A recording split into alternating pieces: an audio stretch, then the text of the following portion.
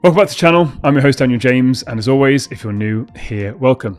What if I told you that procrastination isn't about you being lazy, but rather it's your brain being like an overprotective friend? Even better, what if I told you that you could turn this frustration around in 3 simple steps? Stick with me as I'll talk about a little bit about what procrastination is and why it occurs. And then more importantly, I'll give you the 3 simple steps that you can implement to take back control.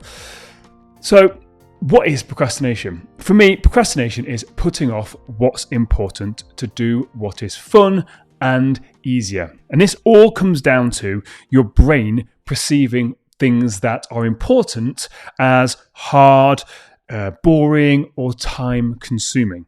And the brain's trying to protect us because it sees this thing as a bit of a perceived threat. And this is when it acts like an overprotective friend. And it's kind of saying, are you sure you want to do that boring thing that could be quite hard and time consuming? Or do you want to do this thing over here that's quite fun and comfortable and easy? And 9 times out of 10, we do this on a completely unconscious level. We're not aware of it, because we know what we need to do. We know, actually, this is important.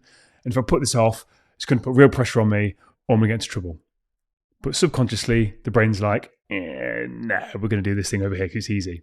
And in the moment, we kind of pursue that easy thing. And it's something I talk about with my clients a lot. And that is, in the moment, the easy thing to do often becomes a lot harder in the long run. Whereas actually, when we do the hard things in the moment and the things that we don't want to do, it actually works out easier for us and better for us in the long run. So if you do gain the awareness, which is a great thing, by the way, because awareness means you can actually do something about it, because a lot of this procrastination happens underneath the surface, and it's only in hindsight that you realize you procrastinated. So the actual awareness of in the moment of actually getting to choose, do I want to do this hard thing or this easy thing? That is amazing. And I would always caution you to do the harder thing because it'll work out easier for you in the long run, especially if you know it's something important. Now, a little analogy I use with this is it's like a puppy. So if you've ever had a puppy and you try to get it in the shower or bath it, the puppy knows that it's going to feel a lot better and cleaner after it's had this bath because it's dirty, it's ditched, it can't be comfortable at all. But it'll kick up a fuss because it feels in that moment that this thing is really big and really, really scary because it doesn't know any different. So what the dog's brain does, it prioritizes that comfort and safety of hiding away. And that's exactly what we do.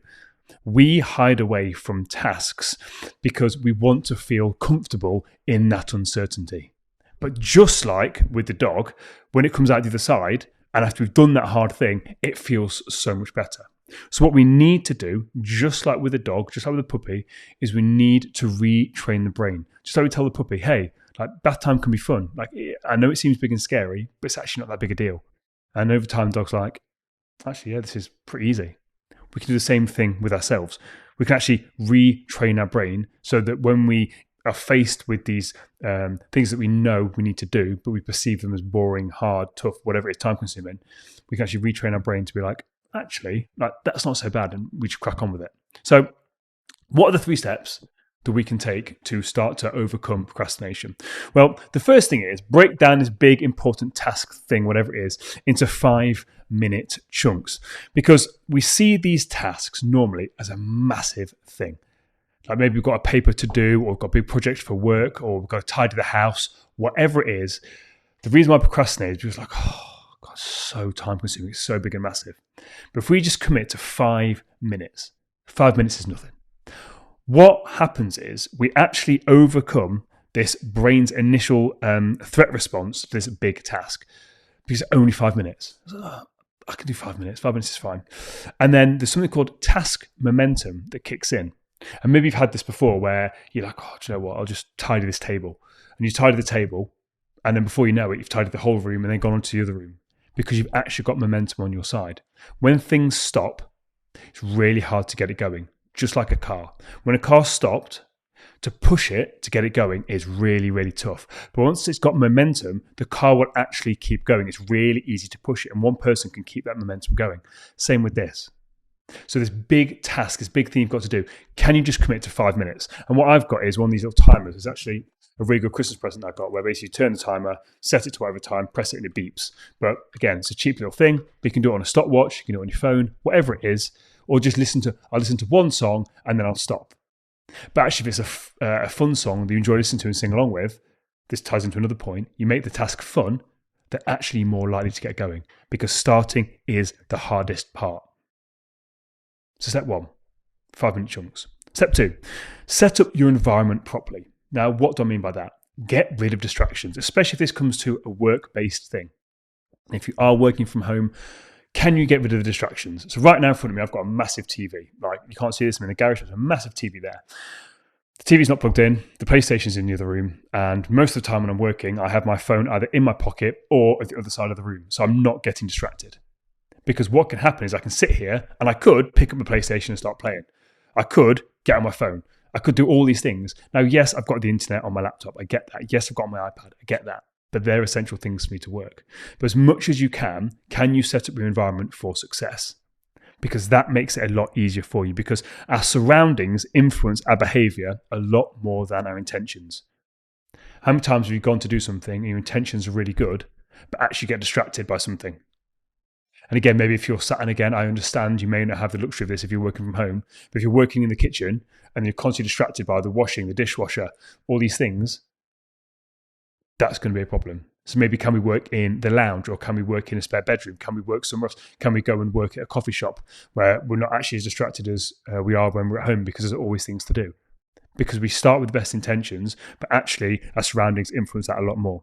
And removing these digital distractions is a massive, massive thing. And then can we also make this task fun? It's kind of a separate point, like point 2B.